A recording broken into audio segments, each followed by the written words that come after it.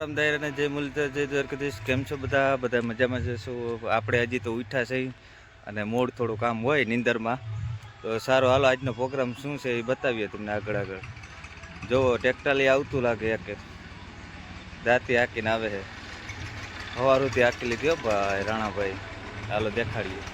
તો જો રાણાભાઈ પણ આવતા રહ્યા. આજ તો એની સવારથી લડી લીધું.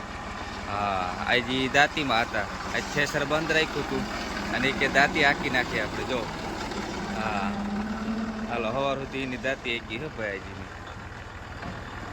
દી ઉગો ને તા તો એ પૂગી ગયા. શું છે હવે એને પાછું થેસરમાં જવાનું હોય ને ભાઈ. ગાય સવારમાં ઉઠીને આપણે સીધા પૂગી ગયા હતા વલ્ભા કાકા ત્યાં. એને વાવવા નથી ધાણી. તો હાલો ખાના બાના ભરી લીધા વલ્ભા કાકાએ. આ કમ્પ્લીટ થઈ ગયું કે હાલો વાવેતર ચાલુ જ કરી દે. જો આ ધાણી છે અને ડીએપી બધે ખાના ફૂલ થઈ ગયા. હા, ખાતર એ કે માગીને લઈ આવી કે ઉસીનું. હાલો આમાં વાવવા ને વાવી દઈ ધાણી એટલા પડા. તો ગાય જો કાકાની આજ વાવેતર થતું હતું ધાણીનું. હા ભાઈ, બોલતી જઈએ ભાઈ. સોયાબીન વાળું ખેતર હતું, પછી એની દાંતીને રોટાવેટર માર્યું હતું એટલે પછી હાલો હવે વાવેતર થતું જાય.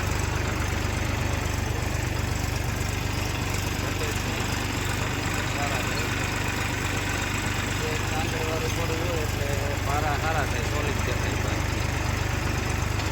હાલો તો આગળનો વિડીયો તમને બતાવીએ.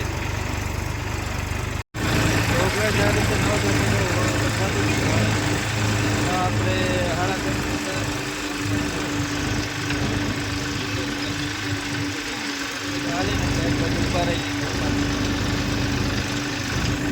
તો જો ગાઈસ આપણે વલ્લભ કાકાનું પૂરું કરી લીધું હતું અને રાણાભાઈ ને નકુલભાઈ પણ જાય છે. જો એક થ્રેસરમાં જાય છે અને એક સિપિયામાં જાય છે.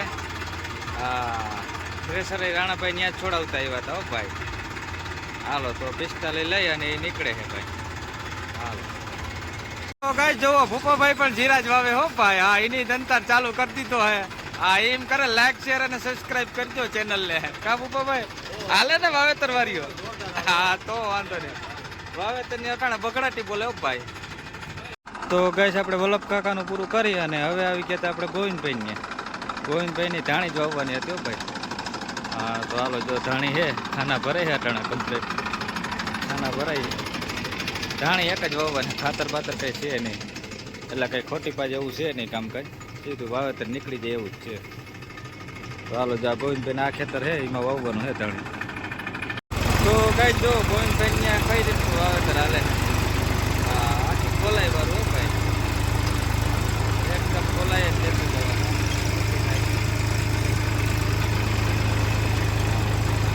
કાને સીધું વાવેતર કરીએ ને તો આમાં પાણીનો પ્રશ્ન રહેતો હોય એટલે ગોલાઈ મારતા જઈએ. એટલે છે ને પાણી એક સરખું હાલે, આખા ખેતરની ગોલાઈ મારી જાય. આવા ગોલાઈ વાળા હોય તો મોજ પડી જાય ભાઈ. ગોલાઈ કુંભરે હાલતું જાય ભાઈ.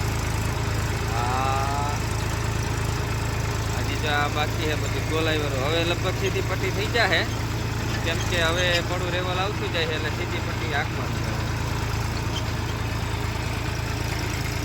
તો ગાઈસ આપણે આવી ગયા અહીંયા પ્રફુલભાઈને. હવે આજે એવું છે વાવેતરમાં અલગ જ પ્રકારનું વાવેતર છે ભાઈ. રાજમાં તો અમુક નામ સાંભળ્યું હશે પણ અમારા વિસ્તારમાં આ નવીન છે બરોબર. તો સોનોડિયાના પ્રફુલભાઈ જાવિયા વાવે છે, પેલું જ વાવેતર થાય છે. જો રાજમાં આ રીતના હોય ને. આ કેટલું નાખવાનું હોય પ્રફુલભાઈ? 13 થી 14 કિલો. હા, આપણે આ વીઘે 13 થી 14 કિલો નાખવાનું હોય. અને આપણે હાલો પહેલી જ વખત વાવેતર કરીએ છીએ રાજમાનું. હવે શું થાય આપણે જોઈએ.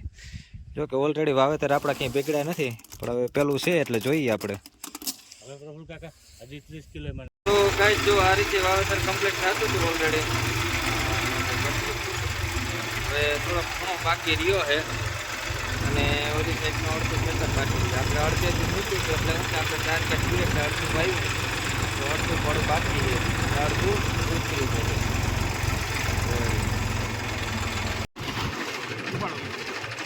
તો ગાઈસ જો ખાના ભરાય છે, રાજમાનું કરી લીધું, ખાતર નાખી હવે.